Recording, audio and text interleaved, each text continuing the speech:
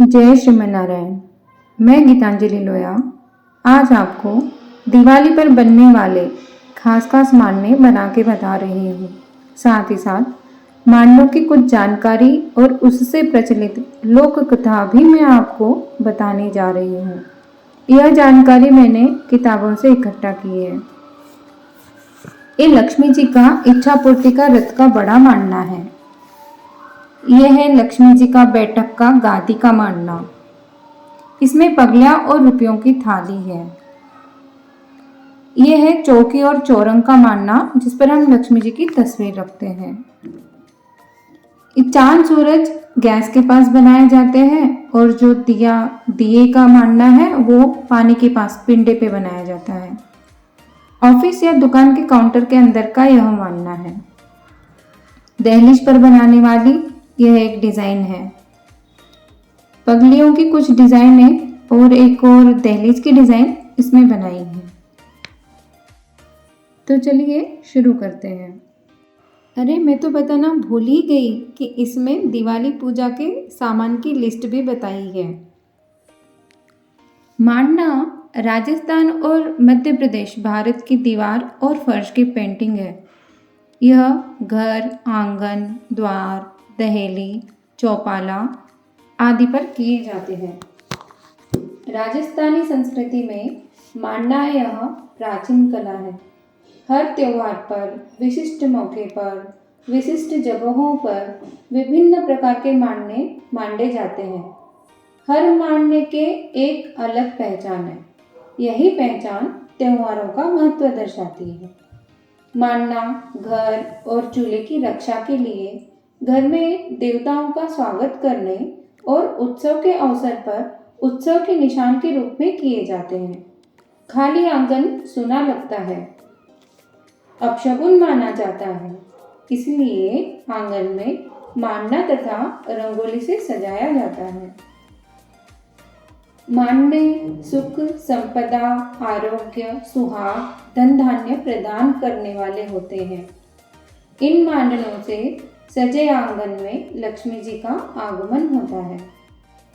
नवविवाहिता के स्पर्श से वे सोने चांदी में परिवर्तित होकर घर में समृद्धि लाते हैं तथा पवित्रता के उत्कर्ष पर चढ़कर हमारे जीवन के पावन अंग बन जाते हैं।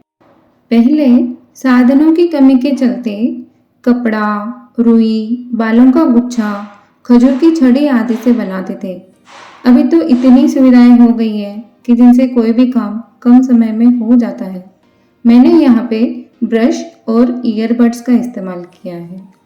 वैसे तो सूखे, गीले, नीले, लाल, पीले, हरे रंगों से हमारी स्त्रियां बाल्यकाल से बनाती आ रही है, लेकिन दिवाली के दिन सफेद खड़ी और गेरू से मांडने का विशेष महत्व है।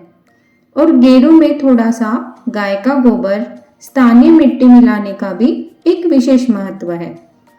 दिवाली के मांडने से जुड़ी एक लोक कथा भी प्रचलित है, जो मैं आपके साथ साझा कर रही हूँ। एक गांव में एक विधवा रहती थी। उसके 5 बेटे थे। 4 बेटों की शादी हो गई, 5वां बेटा कुंवारा था।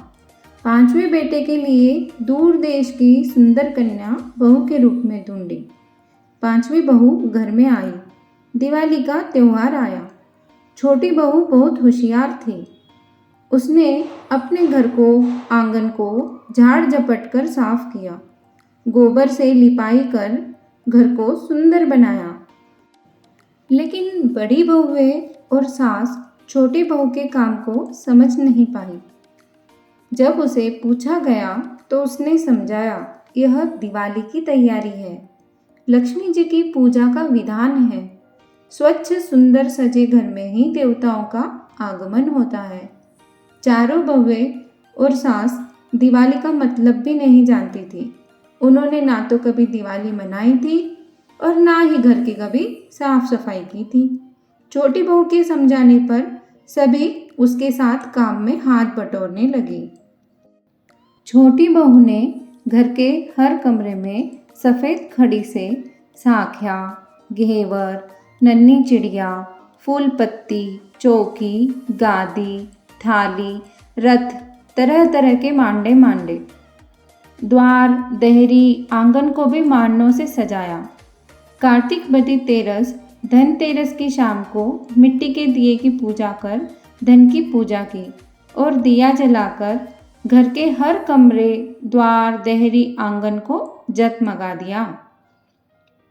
कार्तिक बदी अमावस्या की काली रात में लक्ष्मी जी रोशनी की तलाश में यहाँ वहाँ भटक रही थी। अंधेरे में भटकते भटकते उनके चरण लहूलुहान हो गए। इस घर में दियों की रोशनी दिखाई पड़ी। वे इस घर की ओर दौड़ी चली आई।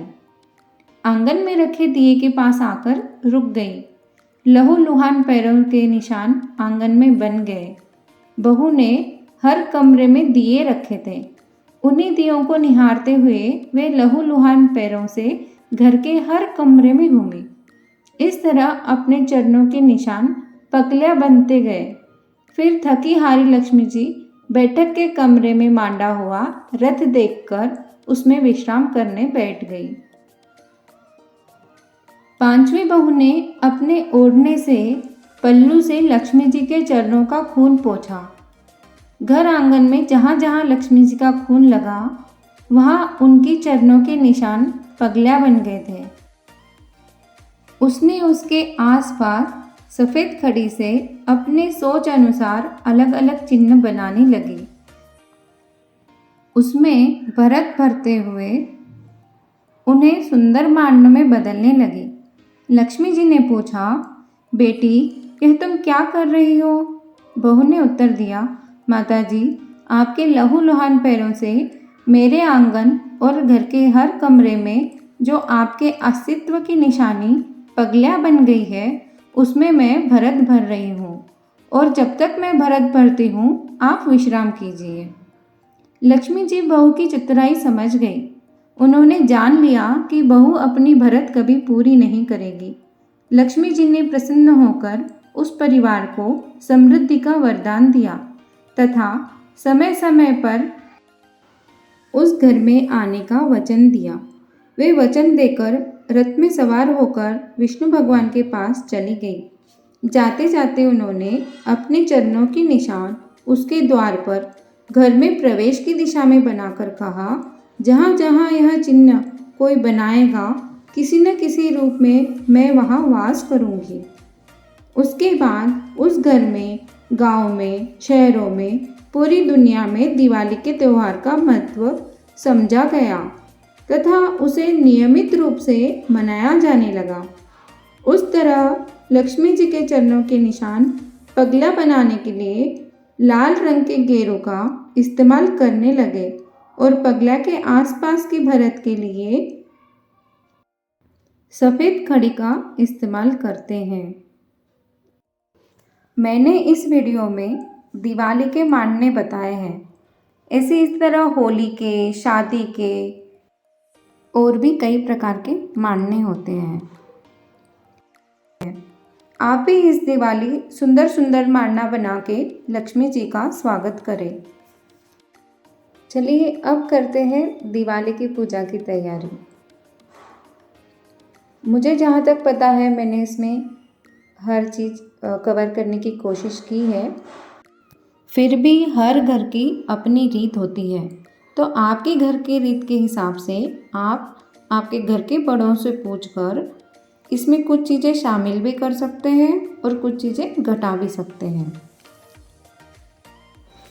लक्ष्मी जी की मूर्ति, गणेश जी की मूर्ति, सरस्वती माँ की तस्वीर, लक्ष्मी जी का पाना, लक्ष्मी जी तथा गणेश जी को अर्पित करने हेतु वस्त्र, सफ़ेद वस्त्र 1.25 मीटर, लाल वस्त्र 1.25 मीटर, गेहूँ और चावल 1-1 सेर, हल्दी की गांठें 11, सूखा खोपरा 5, खारक 11, सुपारी 11, बंद बादाम 11, दिवाली का कैलेंडर, 5 जनेऊ लक्ष्मी माता जी के लिए, श्रृंगार पिटारे में काजल, पायल, बिछुड़ी, कलावा यानी कि चूड़ी, सिंदूर, कंगोई, कांच, टिक्की का पैकेट, और काली पोत। चांदी का सिक्का, घी का दीपक, तेल का बड़ा दीपक और उसके लिए तेल, बही खाता, जल का कलश, गंगा जल, नारियल, कुमकुम, चावल, हल्दी, गुड़, मौली, धूप बत्ती, कपूर, चंदन, अबीर, गुलाल, जौ, इत्र, रुई, साबुत धनिया और मूंग, सुपारी, पान के पत्ते, कमल का फूल, दुर्वा, खुले पुष्प, तुलसी दल, पुष्पमाला, पंचमेवा, पंचामृत जिसमें पड़ता है दूध, दही, शहद, घी, शक्कर, नैवेद्य, मिठाई, लौंग इलायची, खिल्लियाँ, बताशे, चपड़ा, दूध के पेड़े और सीरा पूड़ी का भोग। कोशिश तो पूरी की है सब चीज़ें बताने की। अगर कुछ रह गई है तो प्लीज़ कमेंट करके मुझे ज़रूर बताएं। वैसे भोग के लिए बनने वाले दाल के सीरे की रेसिपी की लिंक मैं अंत में इस वीडियो के दे रही हूँ। आशा करती हूँ आपको मारने के पीछे की जानकारी पसंद आई और पूजा सामग्री की लिस्ट भी आपके काम आएगी। सामग्री लिस्ट मैं आपकी सुविधा के लिए डिस्क्रिप्शन बॉक्स में भी दे रही हूँ। आपको जानकारी सही लगी तो प्लीज़ इस वीडियो को आने वाली पीढ़ी के लिए ज़रूर शेयर करें। आपका बहुत बहुत धन्यवाद। जय श्रीमन्नारायण। आप सभी को मेरी तरफ से दिवाली की हार्दिक हार्दिक हार्दिक शुभकामनाएं। हैप्पी दिवाली। वैसे माता जी के भोग के लिए चपड़े की अगर किसी को रेसिपी चाहिए तो कमेंट में बता दीजिएगा, मैं बना के पोस्ट कर दूंगी।